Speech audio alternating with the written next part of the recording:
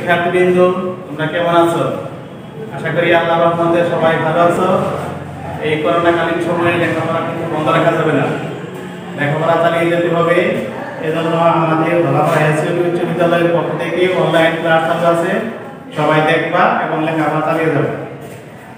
আজকে আমি তোমাদের ক্লাস নেব পদার্থবিজ্ঞান চতুর্থ অধ্যায়ের পর নবম শ্রেণী। আমি শাকির আহমেদ, সহকারী প্রধান শিক্ষক, ধলাপাড়া এসএসবি উচ্চ বিদ্যালয়। কোন বস্তুর উপর যখন বল প্রয়োগ করা হয় তখন বস্তুর সরণ ঘটবে। তাহলে বল আর সরণের গুণ কি বলে? কাজ। তাহলে আজকে আমরা পাঠ দিব কাজ, কাজ ক্ষমতা শক্তি।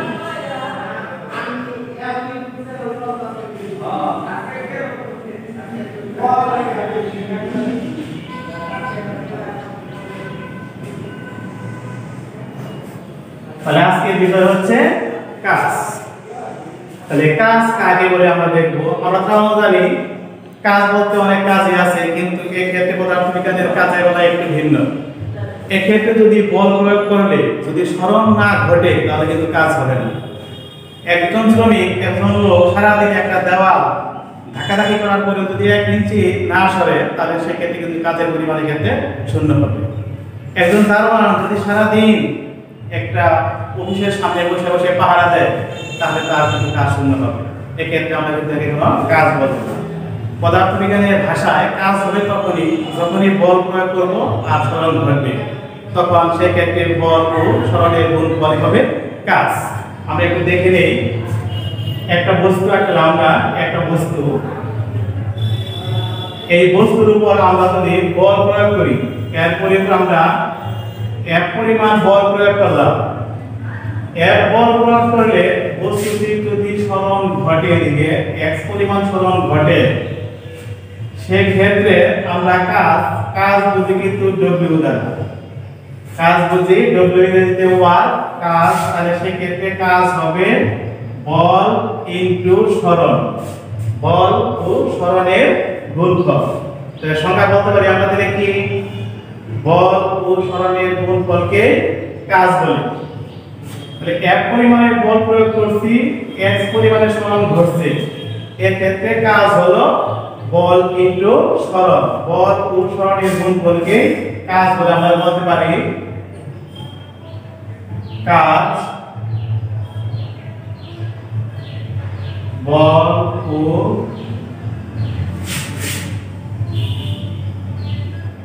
সরণের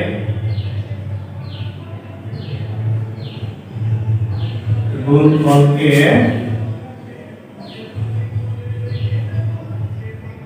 কাজ বলে। তাহলে বল ও সরণের গুণফলকে কাজ বলে। এখানে দেখলাম আমরা এখানে বল প্রয়োগ করছি এইভাবে, সেক্ষেত্রে বস্তুর সরণ সামনে ঘটছে, কিন্তু এর ব্যতিক্রম মতো হতে পারে। আমরা যখন এই বস্তুর উপর এইভাবে বল প্রয়োগ করব, বল প্রয়োগ করলে আমরা বলতে পারবো না যে বস্তুটা এদিকে চলে যাবে, x পথে চলে যাবে, এটা আমরা বলতে পারবো না। যেহেতু এই ক্ষেত্রে যদি ঘর্ষণটা বেশি হয়, এই ক্ষেত্রে যদি ঘর্ষণ কম হয় তাহলে বস্তুটা এদিকে চলে যেতে পারে। তাহলে এখানে একটা নির্দিষ্ট কোণ করবে, সেই কোণটা যদি হয় তোমার থিটা, থিটা কোণ যদি হয়, আমরা যদি এখানে একটা লম্ব আঁকি, এটা যদি আমরা pm লম্ব আঁকি, যদি এই ক্ষেত্রে সরণ ঘটে s, আমরা বল প্রয়োগ করছি f, বলের সামনে না চলে বস্তুটা এদিকে ঘর্ষণ বিস্তারের কারণে এদিকে চলে গেল, সেই ক্ষেত্রে এই ক্ষেত্রে কাজ হবে w ইকুয়াল টু f বল ও সরণের গুণফল। এই ক্ষেত্রে w ইকুয়াল টু হবে বল ও সরণের গুণফল একটু হবে এখানে যে কোণটা হবে সেই কোণ। এই ক্ষেত্রে যদি আমরা ত্রিভুজ কল্পনা করি, ত্রিভুজ এটা যদি আমরা ও দেই, এটা যদি p দেই, m দেই, o p m এর মধ্যে আমরা কল্পনা করি, এখানে এই ত্রিভুজের মধ্যে একটা সমকোণী ত্রিভুজ হয়েছে। এই সমকোণী ত্রিভুজের মধ্যে এটা হলো ভূমি, এটা হলো লম্ব, এটা হলো প্রতিভুজ। এক্ষেত্রে ভূমি আর প্রতিভুজ, ভূমি বাই প্রতিভুজ cos থিটা, আমরা যদি cos থিটার সূত্র প্রয়োগ করি, cos থিটা ইকুয়াল টু ভূমি বাই প্রতিভুজ, ভূমি হইল OM, প্রতিভুজ হইল OP। সেক্ষেত্রে ভাবে সমাধান করলে cos theta equal to OM হচ্ছে x আর OP হচ্ছে s। আমরা যদি বর্গমূল করি তাহলে কি দাঁড়ায়, x equal to s cos theta, x equal to দাঁড়ায় s cos থিটা। আমরা এখানে যদি আগে থেকে সমীকরণ দিয়ে রাখতাম তাহলে x equal to s cos theta, x এর মান আমরা এক নং সমীকরণে বসাই দেই, x এর মান 1 নং এ বসাই।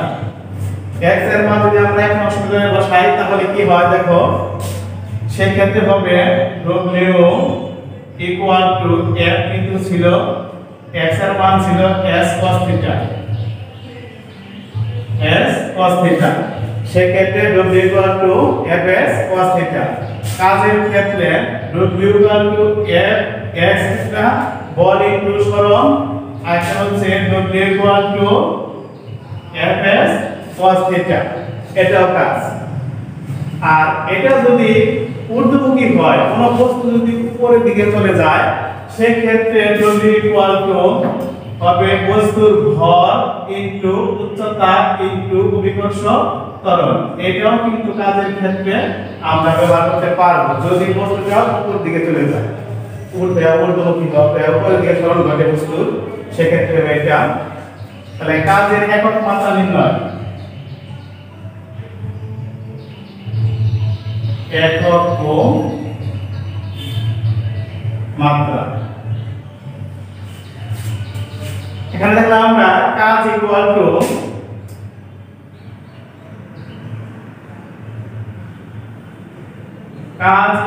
দেখলাম বল ইনটু হলো সরণ, কাজ ইকুয়াল টু বল ইনটু সরণ। তাহলে বলের ভিতরে কি থাকে, বলের ভিতরে আছে বস্তুর ভর ইনটু ত্বরণ ইনটু সরণ। বল ইকুয়াল টু ভর ইনটু ত্বরণ ইনটু সরণ। ভর তো ভরে, ত্বরণ হলো সরণ বাই সময় স্কয়ার, সরণ বাই সময় স্কয়ার ইনটু হলো সরণ। সেই ক্ষেত্রে দাঁড়ায় ভর ইনটু সরণ স্কয়ার বাই হচ্ছে সময় স্কয়ার। তাহলে ভর ইনটু সরণের স্কয়ার বাই হলো সময় স্কয়ার। এখানে আমরা যদি মাত্রা নির্ণয় করি, মাত্রা সবসময় হবে থার্ড ব্র্যাকেট হবে, তৃতীয় বন্ধনী বাদ করতে হবে থার্ড ব্র্যাকেট, কাজ হলো দ্বিতীয় বার w। তাহলে ভর এর ক্ষেত্রে মাস, বড় হাতের m হবে, ক্যাপিটাল লেটার m হবে। সরণ দৈর্ঘ্য হয়, দৈর্ঘ্য বড় আমরা সরণ রাখলে সরণই করি লেন্থ, তাহলে l স্কয়ার। আর সময় টাইম, ইংরেজিতে টাইম মানে সময়, সেই ক্ষেত্রে t তার স্কয়ার l ইনভার্স হবে t ইনভার্স 2, তাহলে m l square t inverse 2। এই হলো কাজের মাত্রা। একক ধরে দেখি আমরা কাজের একক, তাহলে ভর হলো ভরের একক কেজি, ভরের একক হচ্ছে কেজি। সরণ একক সরণের একক হচ্ছে মিটার, তাহলে মিটার স্কয়ার। সময়ের একক second, second square. KG metre square, second inverse 2। এই হলো কাজের একক। KG metre square second inverse 2। এখন এটাকে আমরা সংক্ষেপে কি বলবো, জুল বলবো, জুল। তাহলে কাজের একক হচ্ছে জুল, কাজের একক জুল। আমরা এটা যে দ্বারাও ব্যবহার করতে পারি। এখন দেখলাম কাজ কাকে বলে, কাজ বল উপসরণের গুণফলকে কাজ বলে। এক্ষেত্রে আমরা বল প্রয়োগ করছি F, সরণ করছে x, তাহলে W হলো Fx। যদি বল প্রয়োগ করলে বস্তুটি নির্দিষ্ট একটা কোণ করে চলে যায়, সেই ক্ষেত্রে W Fx cos θ।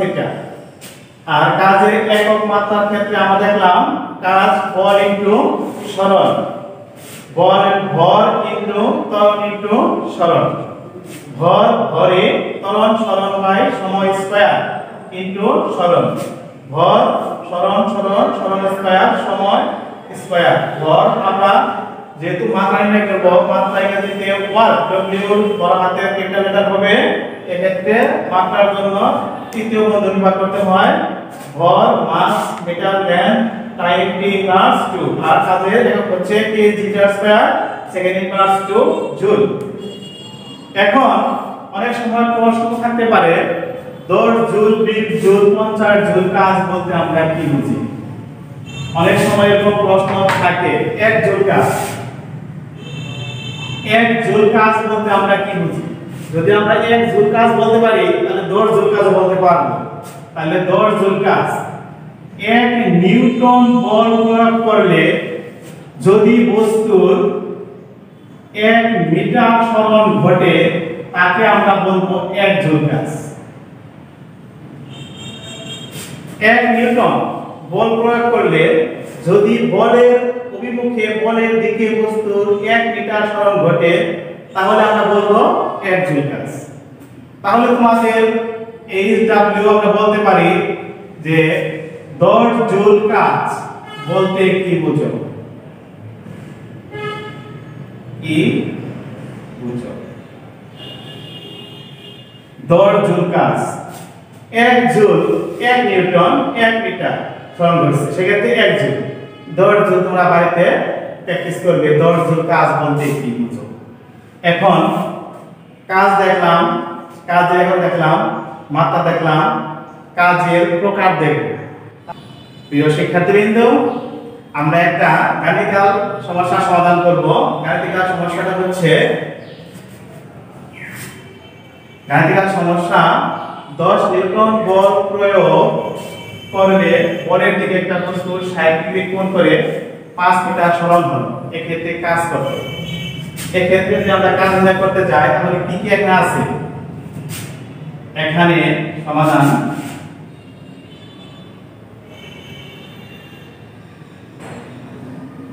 এখানে বল, বল বুঝি force F equal to 10 Newton.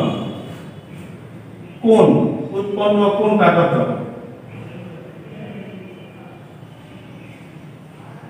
উৎপন্ন কোণ থিটা ইকুয়াল টু 60 ডিগ্রি। সরণ S ইকুয়াল টু 5 মিটার। তাহলে সূত্র হবে কোনটা, এই ক্ষেত্রে কোণ আছে, নির্দিষ্ট একটা কোণ চলে গেছে, কোণটা চলে গেছে, সেই ক্ষেত্রে আমরা জানি কাজ W ইকুয়াল টু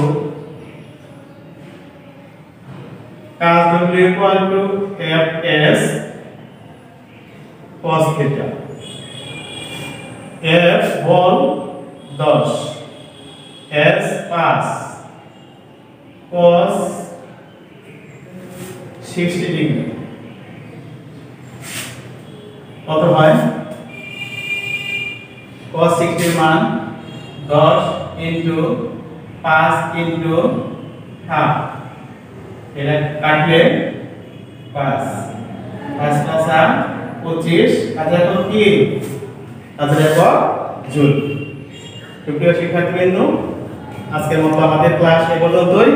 তোমরা বাড়িতে অঙ্কগুলো প্র্যাকটিস করবে আর ঘরে থাকবে, ঘর থেকে বাইরে হলে সর্বদা মাস্ক ব্যবহার করবে।